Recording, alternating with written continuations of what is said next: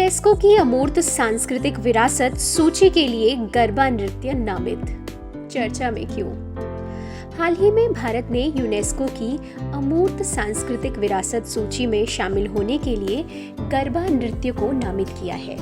UNESCO यानी संयुक्त राष्ट्र शैक्षिक, वैज्ञानिक और सांस्कृतिक संगठन के निदेशक एरिक फॉल्ट ने कहा है, पिछले साल यूनेस्को की अमूर्त सांस्कृतिक विरासत सूची में दुर्गा पूजा त्योहार को शामिल करने के बाद भारत ने अब 2022 के लिए गरबा नृत्य को नामित किया है। यूनेस्को की अगली बैठक नवंबर में है और उम्मीद है कि यूनेस्को की अमूर्त सांस्कृतिक विरासत सूची में एक और खूबसूरत भारतीय त्योहार गरबा नृत्य जल्द ही शामिल होगा। भारत को जुलाई में अदृश्य सांस्कृतिक विरासत सुरक्षा से संबंधित 2003 की अंतर सरकारी समिति के लिए 2022-2026 चक्र के लिए चुना गया था। भारत को 155 देशों की समिति में 110 मतों से चुना गया था। क्या है अमूर्त सांस्कृतिक विरासत सूची? अमूर्त सांस्कृतिक विरासत की यूनेस्को की सूची 2008 में अमूर्त सांस्कृतिक विरासत की सुरक्षा के लिए सम्मेलन 2003 के लागू होने के बाद स्थापित की गई थी। यह वे सांस्कृतिक धरोहरें हैं जो अभौतिक हैं, अर्थात जिन्हें आंख से देखा नहीं जा सकता, जैसे लोक कथा, प्रथाएं, विश्वास, परंपराएं, ज्ञान और भाषा आदि। अमूर्त सांस्कृतिक विरासत किसी भी समुदाय राष्ट्र की वह निधि है जो सदियों से उस समुदाय या राष्ट्र के अवचेतन को अभिभूत करते हुए निरंतर समृद्ध होती रहती है। सांस्कृतिक विरासत सिर्फ स्मारकों या कला वस्तुओं के संग्रहण तक ही सीमित नहीं है।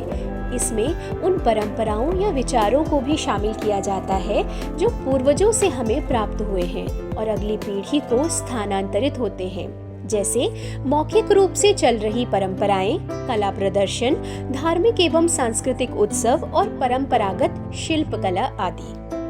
अमूर्त सांस्कृतिक विरासत समय के साथ अपनी समकालीन पीढ़ियों की विशेषताओं को अपने में आत्मसात करते हुए तथा मौजूदा पीढ़ी के लिए विरासत के रूप में उपलब्ध होती है। उदाहरण स्वरूप भारत में अमूर्त संस्कृति के रूप में कालबेलिया लोकगीत अभिव्यक्ति का एक रूप है। भारत में ये गीत राजस्थानी लोगों की जीवन पद्धति में शामिल है। यह विभिन्न शारीरिक क्रियाओं द्वारा व्यक्ति की भौतिक और सांस्कृतिक उन्नति का मार्ग प्रशस्त करता है। आइए जानते हैं गरबा नृत्य के विषय में। गरबा गुजरात का प्रसिद्ध लोक नृत्य है। यह नाम संस्कृत के गर्भ द्वीप शब्द से बना है। परंपरागत रूप से नृत्य एक मिट्टी के लालटेन के चारों ओर एक प्रकाश के साथ किया जाता है, जिसे गर्भदीप, गर्भदीपक कहा जाता है। यह लालटेन जीवन और विशेष रूप से गर्भ में भ्रूण का प्रतिनिधित्व करती है।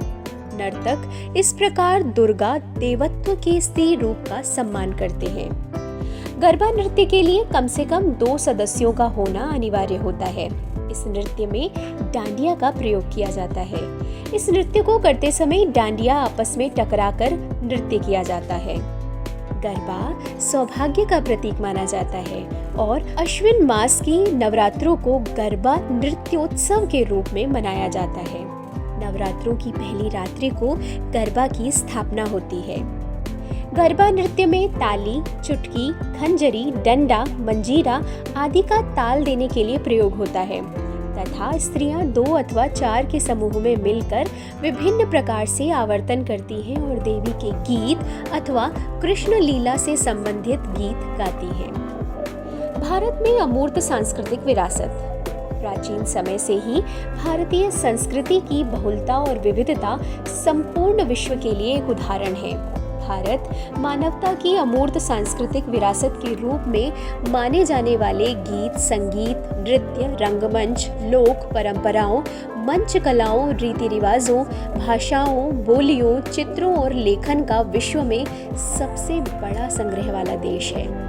भारत की सांस्कृतिक धरोहरों में 14 को यूनेस्को द्वारा मानवता की अमूर्त सांस्कृतिक विरासत के रूप में भी मान्यता दी गई है।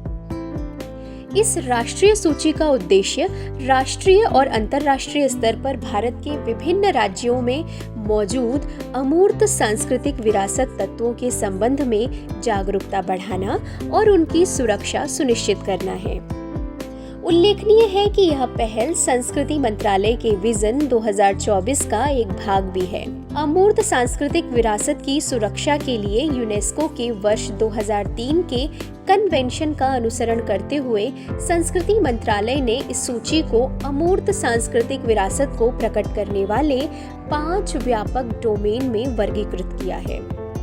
अमूर्त सांस्कृतिक विरासत के एक वाहक के रूप में भाषा सहित मौखिक परंपराएं और अभिव्यक्ति, प्रदर्शन कलाएं, सामाजिक प्रथाएं, अनुष्ठान और उत्सव, प्रकृति एवं ब्रह्मांड के विषय में ज्ञान तथा प्रचलन, पारंपरिक शिल्प कौशल। संस्कृति मंत्रालय ने एक स्वायत्त संगठन संगीत नाटक अकादमी को अमूर्त सांस्कृतिक विरासत से संबंधित सूची को समय के साथ अपडेट करने के लिए नोडल कार्यालय के रूप में नियुक्त किया है। अब तक इस सूची में 100 से अधिक अमूर्त सांस्कृतिक विरासत परंपराओं और तत्वों को शामिल किया गया है, जिनमें भारत की 14 अमूर्त सांस्कृतिक विरासतें भी शामिल हैं, जिन्हें यूनेस्को ने मानवता की अमूर्त सांस्कृतिक विरासत के रूप में मान्यता दी है। भारत में यूनेस्को द्वारा मान्यता प्राप्त कुल 40 मूर्त विरासत धरोहर स्थल, 32 सांस्कृतिक, 7 प्राकृतिक और 1 मिश्रित है और 14 अमूर्त सांस्कृतिक विरासतें हैं। यूनेस्को द्वारा भारत में मान्यता प्राप्त अमूर्त सांस्कृतिक विरासतों की सूची में शामिल है वैदिक जप की परंपरा, रामलीला, रामायण का पारंपरिक प्रदर्शन, कुटियाट्टम संस्कृत थिएटर, राममन गढ़वाल हिमालय के धार्मिक त्योहार और धार्मिक अनुष्ठान, मुदियेट्टू अनुष्ठान थिएटर और केरल का नृत्य नाटक, कालबेलिया लोकगीत और राजस्थान के नृत्य, छऊ नृत्य, लद्दाख का बौद्ध जप, हिमालय के लद्दाख क्षेत्र और जम्मू और कश्मीर भारत में पवित्र बौद्ध ग्रंथों का पाठ, मणिपुर का संकीर्तन, पारंपरिक गायन, नगाड़े और नृत्य, पंजाब के ठठेरों द्वारा बनाए जाने वाले पीतल और तांबे के बर्तन, योग, नवरोज, कुंभ मेला, दुर्गा पूजा, कोलकाता।